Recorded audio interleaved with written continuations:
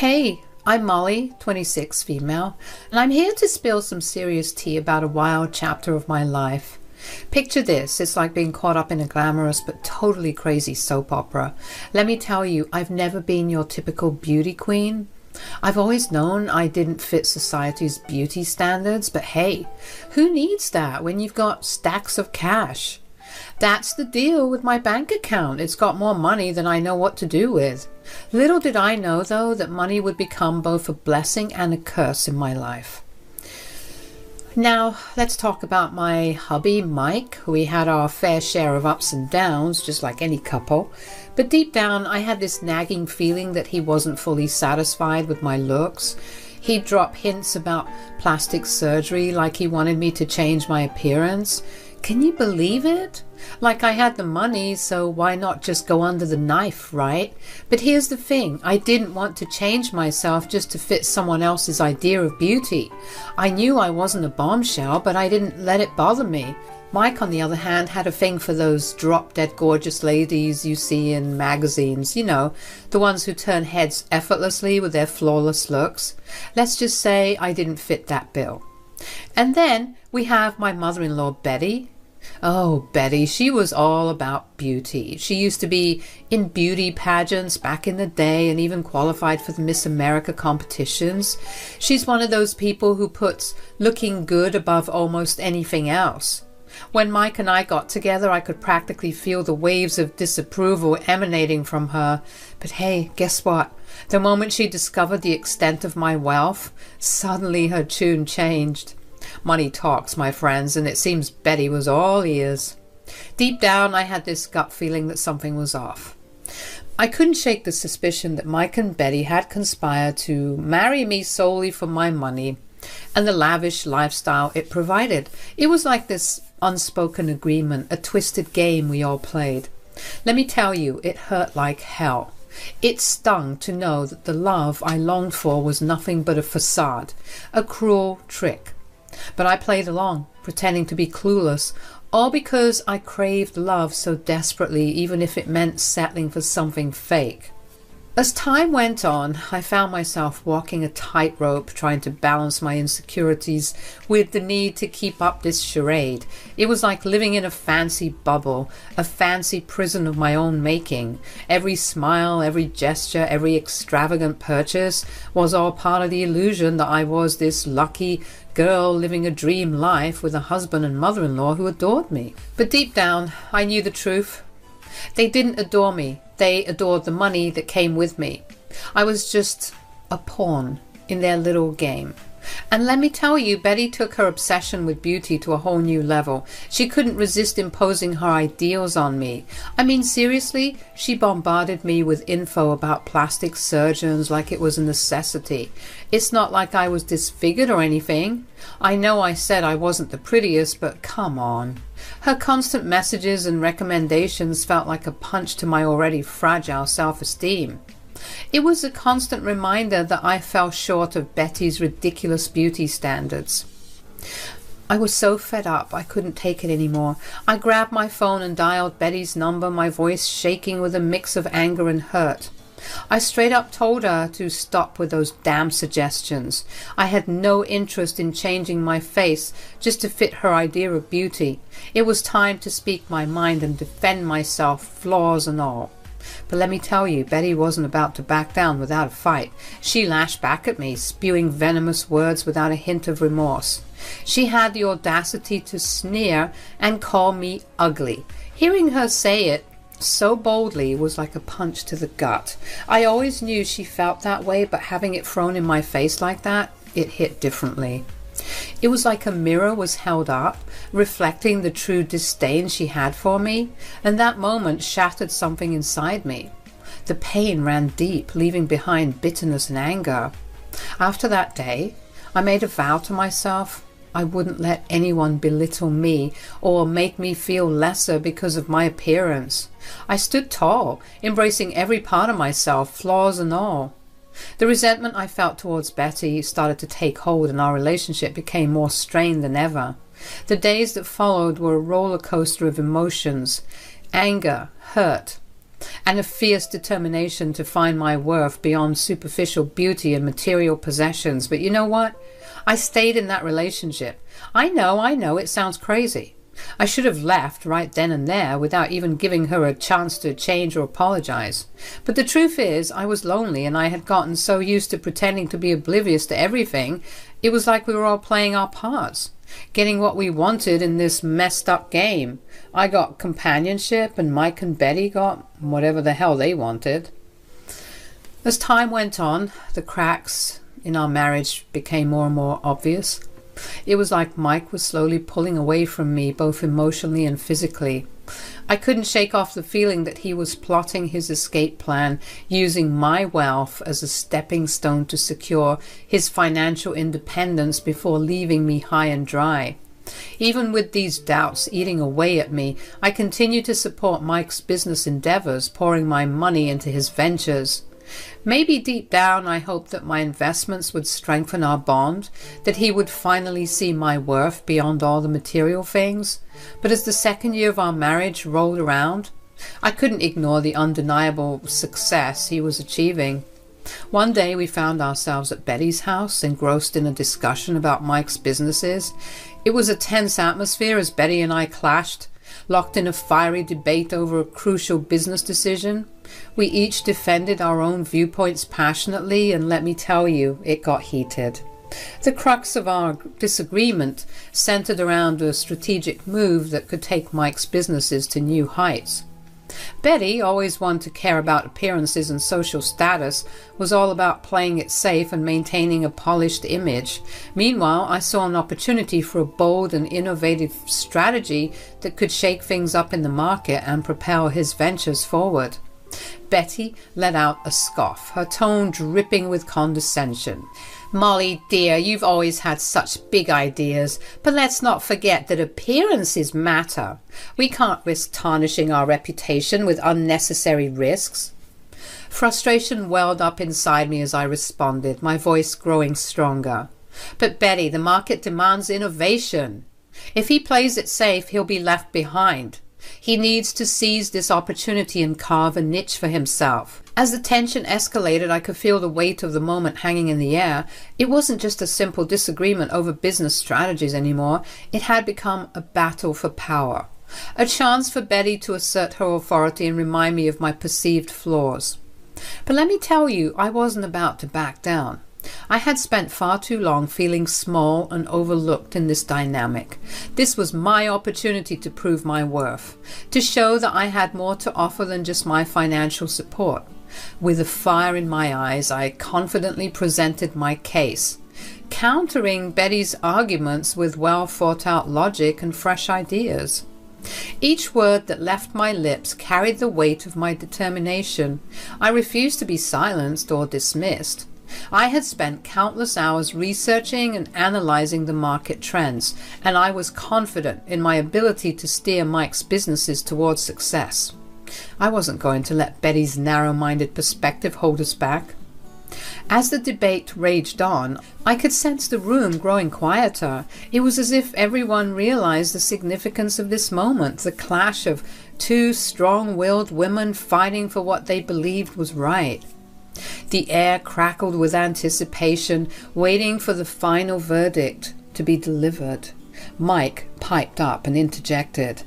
"Look, I understand both your perspectives, but we need to find a middle ground. Molly, your ideas are intriguing, but we also have to consider the potential risks involved." His response left me feeling disappointed, like my concerns were being tossed aside without a second thought. "Mike, I've supported your ventures from the beginning, investing my time and resources, but it seems like you're more interested in playing it safe and securing your own future."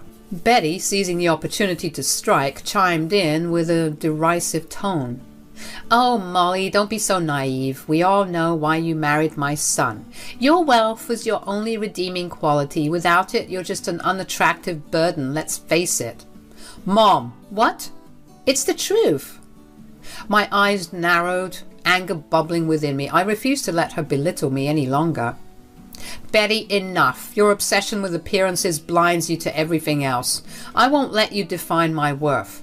I may not be conventionally beautiful, but I have strength, intelligence, and a drive to succeed, and I won't allow you or anyone else to undermine that." She scoffed, and then she said, "You think you're better than us just because you have money?" "Nobody is saying that, Betty. You're just crazy. And you're just ugly." "Okay, Mom, stop, please." "Stop trying to defend her. Weren't you the one telling me that you wished that things were different, that you married a different girl?" "What?" "Mom, I didn't say it like that. Come on." "The jig is up, Mike. Don't worry. You can stop playing pretend now. Very soon we'll be swimming in our own wealth, and we don't need this hag any longer." I was so confused and hurt, it felt like my heart was about to explode in my chest. "Mike, what is she talking about?" Even though I was asking, part of me deep down already knew the answer. I just wasn't anticipating hearing the truth in this manner. "Oh, for the love of... Mike only married you for your money. Honestly, he settled for you, knowing that he could have done a whole lot better than this." She gestured to me when she said this. I guess in her eyes I'm so ugly that she had to refer to me as an object. "You think I'm lying? Mike, tell her." Mike didn't respond, but all he did was nod slowly and smirk, realizing that if his business continued on the same trajectory, he wouldn't need to sugarcoat things anymore. That smirk was sinister, truly revealing who he was this entire time. Betty's words hit me like a punch to the gut, hanging in the air like a poisonous cloud. She had the audacity to claim that Mike had only married me for my money, and it felt like a stab right in the heart. But you know what? I wasn't about to let her words bring me down.